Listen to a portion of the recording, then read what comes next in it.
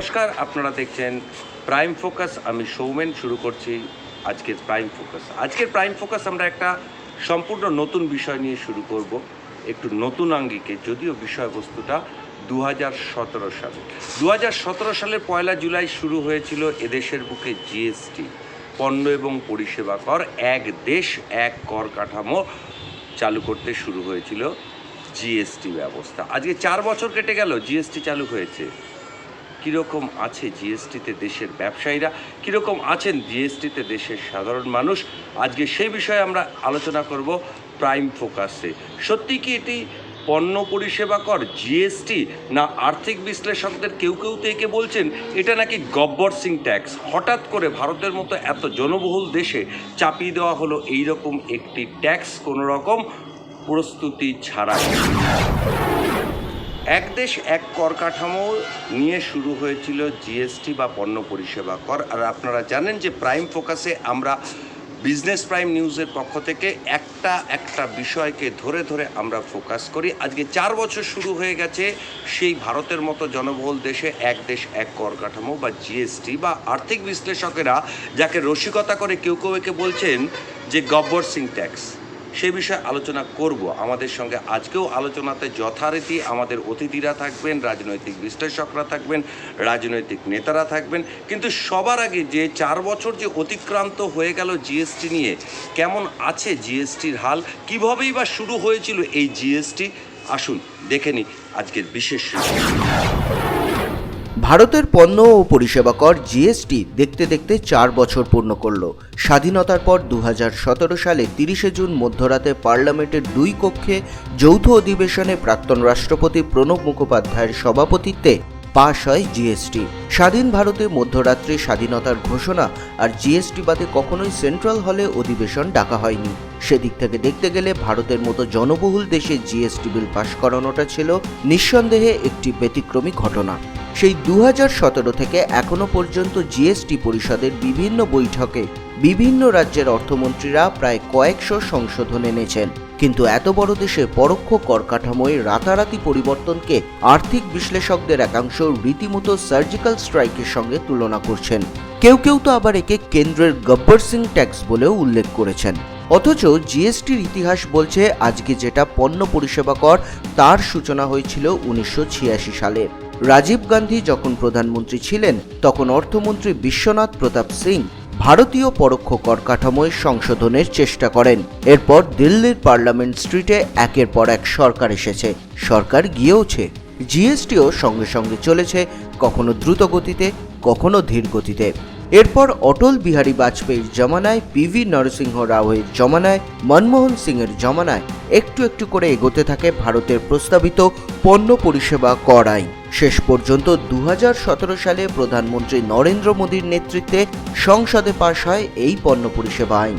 বর্তমানে বিভিন্ন ক্ষেত্রে কোথাও 0%, কোথাও 5%, কোথাও 12%, কোথাও 18%, তো কোথাও আবার 28% হারে এই কর চাপানো হয়। ভাবা হয়েছিল এই আইন ভারতীয় পরোক্ষ কর কাঠামোকে আমূল বদলে দেবে রাজ্যগুলির রাজকোষ ঘাটতির পুরনো ঐতিহ্যটাকেও। বাস্তবে দেখা যাচ্ছে রাজ্যগুলি তাদের বকেয়া পাওনা চেয়ে রোজই কেন্দ্রীয় সরকারকে চিঠি লিখছে। কেন্দ্রও রাজ্যগুলিকে তাদের প্রাপ্য বকেয়া মেটাতে পারছে না। পশ্চিমবঙ্গ সহ একাধিক রাজ্যের অর্থমন্ত্রীরা সরব হয়েছেন করের ভাগে কেন্দ্রের বঞ্চনা নিয়ে। অভিযোগ, বর্তমান প্রধানমন্ত্রী নরেন্দ্র মোদী 2013 সালে যখন গুজরাটের মুখ্যমন্ত্রী ছিলেন তখন তিনি এই জিএসটির বিরোধিতায় সরব হয়েছিলেন। Bureau report, business prime news. দেখলেন বন্ধুরা যে জিএসটি চালুতে কত ব্যবসায়ীরা, কত ক্ষুদ্র মাঝারি ছোট ব্যবসায়ীরা কিভাবে ক্ষতিগ্রস্ত হয়েছে জিএসটি মেনটেন করতে গিয়ে। যথারীতি তাহলে ভারতের মতো এত জনবহুল দেশে পরোক্ষ কর কাঠামোয় যে একটা সার্জিক্যাল স্ট্রাইক করা হলো, পরোক্ষ কর কাঠামোয় যেভাবে সার্জিক্যাল স্ট্রাইক করা হলো, সেই সার্জিক্যাল স্ট্রাইক নিয়ে আমরা আজকে এই প্রাইম ফোকাস অনুষ্ঠানে আমরা আলোচনা করব। আমাদের সঙ্গে অতিথিরাও যোগ দিয়েছেন, আমার সঙ্গে যোগ দিয়েছেন অর্থনীতির বিশিষ্ট বিশেষজ্ঞ অধ্যাপিকা অনন্তি গোস্বামী, আমার সঙ্গে রয়েছেন রাজনৈতিক নেতা বারাসাত জেলা তৃণমূলের সভাপতি অশ্বনী মুখার্জি। অশ্বনীদা, আপনাকে স্বাগত। আমার সঙ্গে রয়েছেন বিশিষ্ট সমাজসেবী ও চিকিৎসক বিবর্তন সাহা। বিবর্তনবাবু, আপনাকেও স্বাগত প্রাইম ফোকাসের এই অনুষ্ঠানে।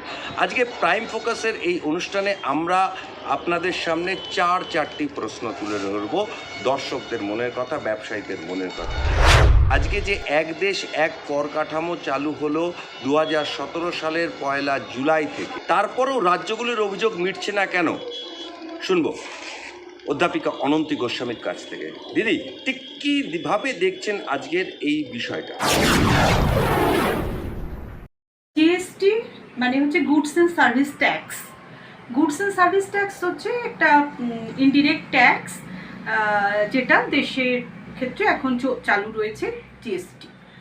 এখন প্রশ্ন হচ্ছে যে এটা আপনারা সবাই জানেন যে কর হচ্ছে যে কোনো সরকারের ক্ষেত্রে আয়ের উৎস। আমি এটা অর্থনৈতিক তত্ত্ব থেকে যদি আমি এটাকে বিশ্লেষণ করি, তাহলে আমি দেখব যে উদ্দেশ্যে জিএসটিকে অ্যাপ্লাই করা হলো, অর্থাৎ ভারতীয় জটিল কর ব্যবস্থাকে সরল করার উদ্দেশ্যে, কিন্তু সেই উদ্দেশ্যটাই সফল হয়নি। ওয়ার্ল্ড ব্যাংকের একটা রিপোর্ট বলছে যে এই কর ব্যবস্থা, যেটা জিএসটি ভারতের ক্ষেত্রে যে কর ব্যবস্থাকে চালু রয়েছে, সেটা হচ্ছে একটা অন্যতম কমপ্লেক্স কর ব্যবস্থা এবং হচ্ছে হাইয়েস্ট ট্যাক্স রেট এই কর ব্যবস্থার মধ্যে দিয়ে চলে আসছে। মানে দেশে, সারা বিশ্বে 47টা দেশেও জিএসটি চালু, 47টা দেশে জিএসটি যদি বিশ্লেষণ করি, আমি দেখবো সেখানে সিঙ্গল ট্যাক্স স্ল্যাব রয়েছে। ভারতের ক্ষেত্রে কিন্তু 5টা ট্যাক্স স্ল্যাব, আর 23টা দেশে রয়েছে কীরকম 2টো ট্যাক্স স্ল্যাব। মাত্র 5টা দেশ রয়েছে যাদের কিনা 4 বা তার অধিক ট্যাক্স স্ল্যাব রয়েছে, তার মধ্যে হচ্ছে ভারত একটা। তাহলে সেক্ষেত্রে কি হচ্ছে, আমরা যে উদ্দেশ্যে ভারতের ক্ষেত্রে আমরা যে উদ্দেশ্যে ভাবলাম যে জিএসটি ট্যাক্স সিস্টেমকে সরল করবে, সেটা তো হলোই না, উপরন্তু এটা আরও বেশি যেন একটা জটিলতার দিকে ট্যাক্স সিস্টেমকে ঠেলে দিচ্ছে। আমাদের প্রথম প্রশ্ন ছিল অধ্যাপিকা গোস্বামীর কাছে যে আর্থিক বিশ্লেষকেরা কেউ একে বলছেন গব্বর সিং ট্যাক্স, অথচ বাস্তবে যা পণ্য পরিষেবা কর বা জিএসটি। ঠিক অধ্যাপিকা গোস্বামী যত সুন্দরভাবে বিশ্লেষণ করলেন, আমাদের মতো জনবহুল দেশে পরোক্ষ কর কাঠামোয় জিএসটি কতটা প্রাসঙ্গিকতা, কি বলবেন অন্যান্য বিশেষজ্ঞরা? আমি প্রথমেই চলে যাব বারাসাত জেলা তৃণমূল সভাপতি অশ্বনী মুখার্জির কাছে। অশ্বনীদা, ঠিক অধ্যাপিকা গোস্বামী যেভাবে বিষয়টা বিশ্লেষণ করলেন, আপনি কি সহমত পোষণ করছেন তার সঙ্গে? মানুষের পক্ষে অভিশাপ। আইন তো তৈরি হয় মানুষের জন্য, for the people, by the people, of the people. তো এমন আইন আমি করব না যেটা মানুষের নাভিশ্বাস উঠে যায়। সাধারণ মানুষ, গরিব মানুষ যারা ছোট ছোট ব্যবসা করে, তার সংখ্যাটাই বেশি। আম্বানি আদানি তো হাতে গোনা 1টা 2টো 3টে 4টে 10টা 100 150 1,500 1000 2000 5000, কিন্তু লাখো লাখো কোটি কোটি তো ওই ছোট ছোট যাদের নিয়ে ভারতবর্ষ। তো শুধুমাত্র ওই কেন্দ্রিক ভাবনা ভাববো আর বাকি লোকগুলোর ভাবনা ভাববো না, তাহলে তো যা অবস্থা হওয়ার। কারণ এই প্রসেসের মধ্যে তারা ঢুকতে পারছে না। বহু মানুষ আছেন, আমাদের অনেক ছোট ছোট ছেলেরা যারা দল করেন, তারা ব্যবসা করেন, এই জাঁতাকলে পড়ে তাদের কিন্তু নাভিশ্বাস উঠে গেছে, করতে পারছেন না। আমরা অর্থনীতির ব্যাখ্যাটা শুনলাম প্রথম প্রশ্নে অধ্যাপিকা অনন্তি গোস্বামীর কাছ থেকে, আমরা রাজনৈতিক ব্যাখ্যাটাও শুনলাম তৃণমূল জেলা সভাপতির কাছ থেকে। এবার আমরা চিকিৎসা শিল্পের সঙ্গে যিনি ওতপ্রোতভাবে জড়িয়ে রয়েছেন, যিনি দীর্ঘদিন সমাজসেবার পাশাপাশি একজন প্রথিতযশা চিকিৎসক, সেই বিবর্তনবাবুর বক্তব্য শুনবো এই প্রসঙ্গে। বিবর্তনবাবু, ভারতবর্ষের মতো একটি জনবহুল দেশ এবং একটি গণতান্ত্রিক পরিকাঠামোর দেশ, যেখানে ফেডারেল স্ট্রাকচার রয়েছে, সেখানে এইভাবে জিএসটি যখন চালু করা হয়েছিল এবং আজকে 4 বছর পরে আমরা দেখতে পাচ্ছি এই জিএসটি যে তার প্রাসঙ্গিকতা ধীরে ধীরে হারাচ্ছে এবং মানুষকে শোষণ করা, রাজ্যগুলিকে শোষণ করা, ব্যবসা বন্ধ করে দেওয়া ছাড়া জিএসটির আর কোনো বিশেষ সামাজিক প্রেক্ষাপট আছে বলে আমাদের মনে হয় না। এবং রাজ্য এবং কেন্দ্রের মধ্যে তাদের ফেডারেল স্ট্রাকচারকে কেন্দ্র বাধ্য করছে রাজ্যের সমস্ত অধিকারকে কেড়ে নিয়ে, এবং এই জিএসটির মাধ্যমে টাকাকে তুলে নিয়ে যাওয়া হচ্ছে এবং এতে মানুষের দুর্দশা বাড়ছে ছাড়া দুর্দশা কোথাও কমছে সেরকম আমাদের বাস্তব গ্রাউন্ড থেকে মনে হয়নি। দ্বিতীয় প্রশ্ন আমরা শুরু করছি। আমরা দেখলাম যে কি অবস্থায় দাঁড়িয়ে রয়েছে এই পণ্য পরিষেবা কর। আজকে যখন 4 বছর এই ট্যাক্স চালু হয়ে গেছে ভারতের মতো এত জনবহুল দেশে, তখন এই ট্যাক্স চালু করা নিয়ে বিশেষজ্ঞরা যুক্তি দিয়েছিলেন এটা এমনই একটা ট্যাক্স যেটা চালু করলে কেন্দ্রের সমস্যাও মিটবে, রাজ্যগুলিরও সমস্যা মিটবে। কিন্তু বাস্তবে দেখা যাচ্ছে 4 বছর পরেও কেন্দ্র রাজ্য সমস্যা তো মিটছেই না, উল্টে কেন্দ্র রাজ্য বিরোধ কিন্তু এখন সপ্তমে উঠছে। দ্বিতীয় প্রশ্ন, যে কেন সপ্তমে উঠছে জিএসটিকে কেন্দ্র করে কেন্দ্র এবং রাজ্যগুলোর বিরোধ? অশ্বনী মুখার্জির কাছ থেকে শুরু করব। অশ্বনীদা, ঠিক কীভাবে দেখছেন বিষয়টি এইভাবে?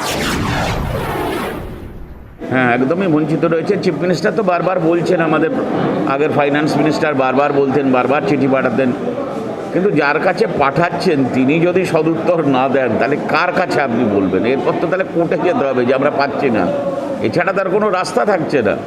আমার এখানে যারা ইনকাম ট্যাক্স পে করে তার একটা মেজর অংশ তাদের কাছে চলে যাচ্ছে। যে কোনো ট্যাক্স সবই তো স্টেট এবং সেন্ট্রাল তো জড়িয়ে, এবং স্বাভাবিকভাবেই যদি আপনি স্টেট ফান্ডিং না করেন, যদি না আসে থ্রু জিএসটি, তাহলে তো সেই প্রবলেমগুলো হবে না, আর হিসেব তো থাকতেই হবে।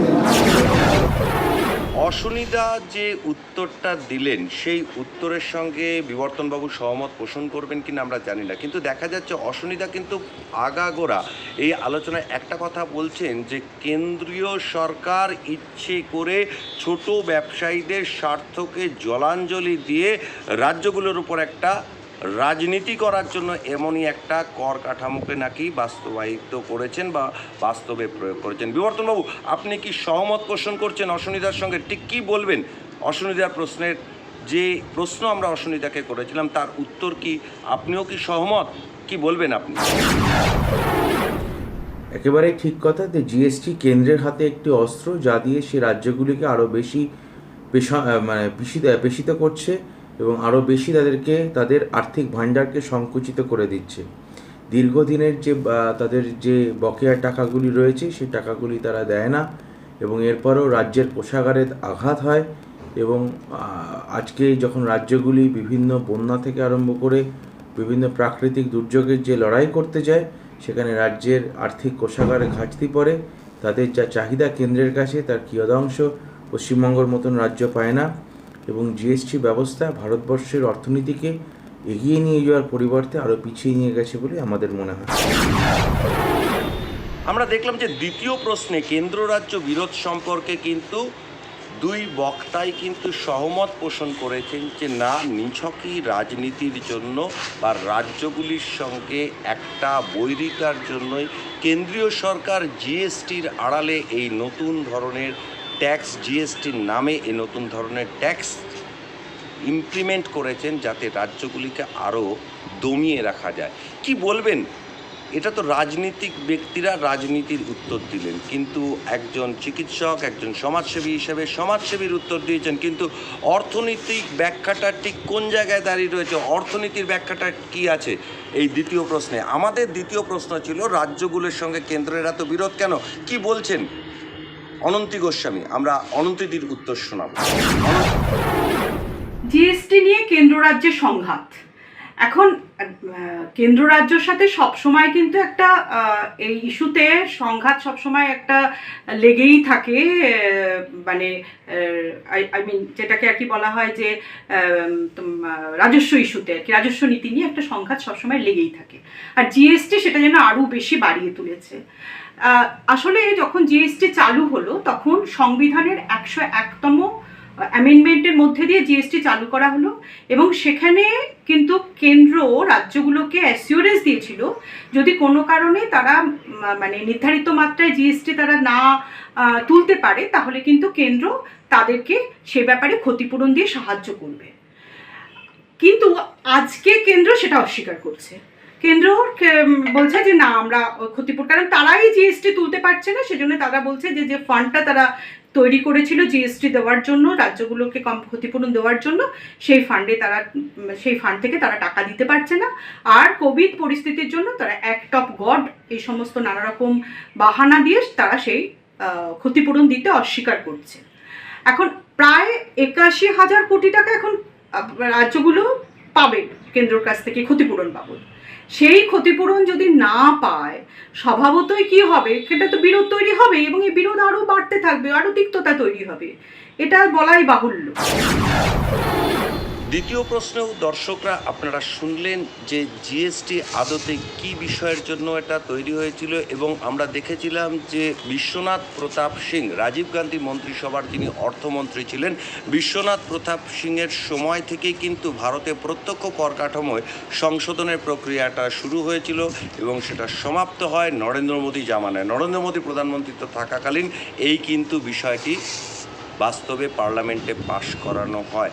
আসলে আমাদের তৃতীয় প্রশ্নটা ঠিক এই জায়গাটাতেই, যে জিএসটির কবলে পড়ে জিএসটি এবং নোটবন্দি যখন ভারতীয় অর্থনীতিকে থমকে দিয়েছিল গতি, এবং পার্টিকুলারলি জিএসটিকে কেন্দ্র করে উঠে গেছিল বা বন্ধ হয়ে গেছিল বহু ছোট বড় কলকারখানা ব্যবসা। কারণ জিএসটি এমনই একটা সিস্টেম যেটাকে মেনটেন করতে হয়, যার জন্য অ্যাকাউন্টসেন্ট লাগে, যার জন্য অনেক সিস্টেম লাগে, সেগুলো অনেক ছোট ক্ষুদ্র মাঝারি ব্যবসায়ীদের পক্ষে কিন্তু সেটা মেনটেন করা সম্ভব হয়নি, যার জন্য জিএসটি কিন্তু অনেকে ছেড়ে দিয়েছেন বা অনেকে বন্ধ করে দিয়েছেন। এবং দেখুন, যাই সমস্ত ব্যবসায়ীরা এই জিএসটি ছেড়ে দিয়েছেন বা বন্ধ করে দিয়েছেন, তাদের কিন্তু সিভিল স্কোরেও এফেক্ট করছে এই জিএসটি। এই জায়গাটাতেই আমাদের তৃতীয় প্রশ্ন, তাহলে কি কেন্দ্রীয় সরকার জিএসটির মধ্যে দিয়ে এমন একটা হাতিয়ার আমাদের সামনে আনলো, যে হাতিয়ারের মধ্যে দিয়ে রাজ্যগুলিকে আরও বেশি করে নিজেদের কবজায় রাখা যায়?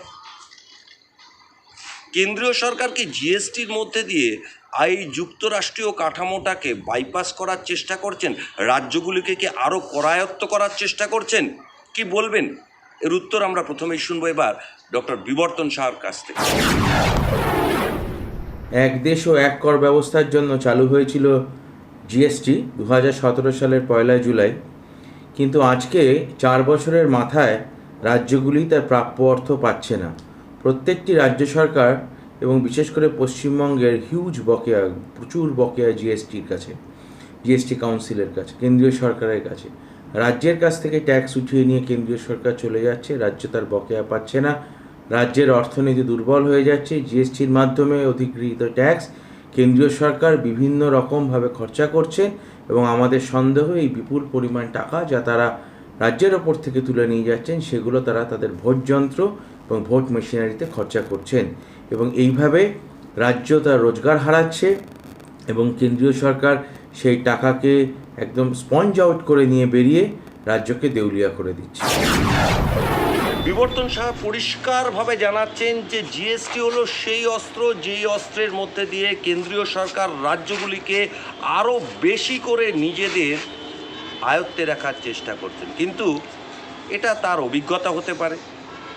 অশ্বিনী মুখার্জি কী বলবেন সেটা আমরা জানি না, কিন্তু আমি আগেই প্রথমে এই প্রশ্নে উত্তর শুনে নেব অর্থনীতির বিশেষজ্ঞ অনন্তি গোস্বামীর কাছ থেকে। অনন্তিদি, ঠিক এই প্রশ্নে আপনার উত্তর ঠিক কোন জায়গায় দাঁড়িয়ে আছে সেটাই আমরা জানব।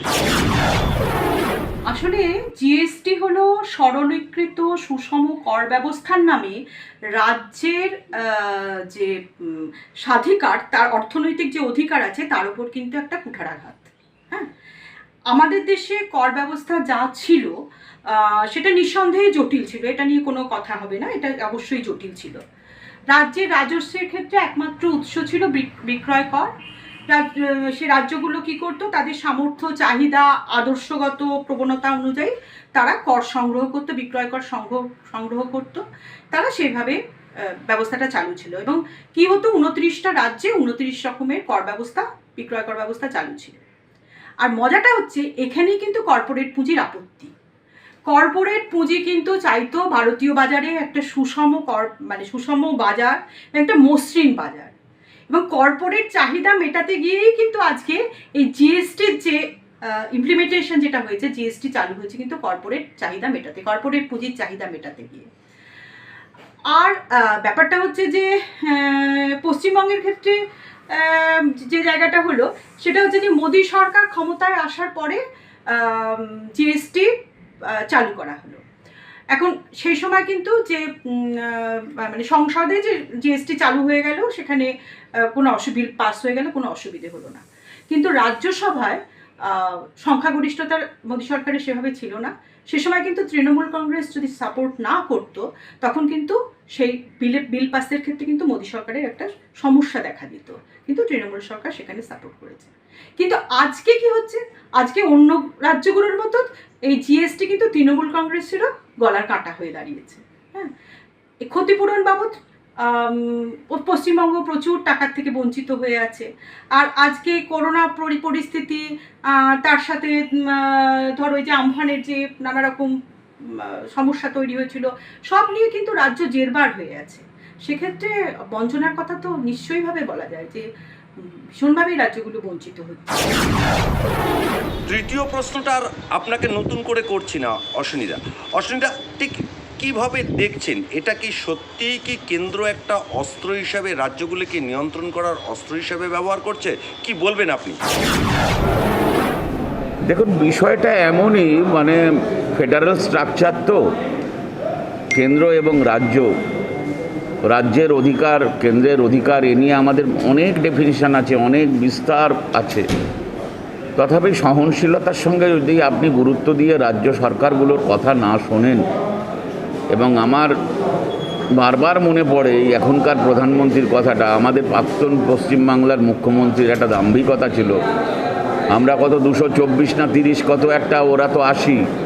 এই দাম্ভিকতা যদি মনের মধ্যে প্লে করে, আমি 300 এত পার্লামেন্টের ফ্লোরে আমার স্ট্রেংথ, ওরা সামান্য, এবং মানুষকে যদি গুরুত্ব না দেন, অপোজিশনকে গুরুত্ব না দেন, তাদের কথা যদি না শোনেন, যে স্টেট থেকে, বিরোধী স্টেটগুলো থেকে বলছে, সেখানকার মানুষেরই তো রিফ্লেকশন সেখানকার চিফ মিনিস্টারদের মধ্যে দিয়ে হচ্ছে। স্বাভাবিকভাবেই আমার মনে হয় উনি খুব উন্নাসিক, অন্যের কথা শোনা, অন্যের কথা বিবেচনা করা। হয়তো মিটিং করেন, কিন্তু যে সিদ্ধান্ত নিয়ে নেন সেটার উপরেই উনি দাঁড়িয়ে থাকেন। দর্শক, আপনারা এই আলোচনা দেখছেন যে প্রাইম ফোকাসের এই অনুষ্ঠানে প্রত্যেক দিনই প্রাইম ফোকাস যখনই আসে, আমরা কোনো না কোনো বিষয়কে একটা ফোকাস করি, একটা আপনাদের সামনে নিয়ে আসার চেষ্টা করি জ্বলন্ত সমস্যাকে। আর পশ্চিমবঙ্গের প্রথম বিজনেস নিউজ চ্যানেল হিসেবে প্রাইম ফোকাসে আমরা সেই অর্থনৈতিক ইস্যুগুলোকেই তুলে ধরি, যার সাথে জড়িয়ে রয়েছে মানুষের জীবন জীবিকার প্রশ্ন। বিবর্তনবাবু, ঠিক একই রকম প্রশ্ন এক কথায় আপনার কাছে জানতে চাইছি যে বিজ্ঞান আশীর্বাদ না অভিশাপের মতো, যে জিএসটি সমাজের পক্ষে বা দেশের অর্থনীতির পক্ষে আজকে আশীর্বাদ না অভিশাপ, নাকি আর্থিক বিশ্লেষকরা কেউ একে বলছেন গব্বর সিং ট্যাক্স, কোনটা বলবেন আপনি?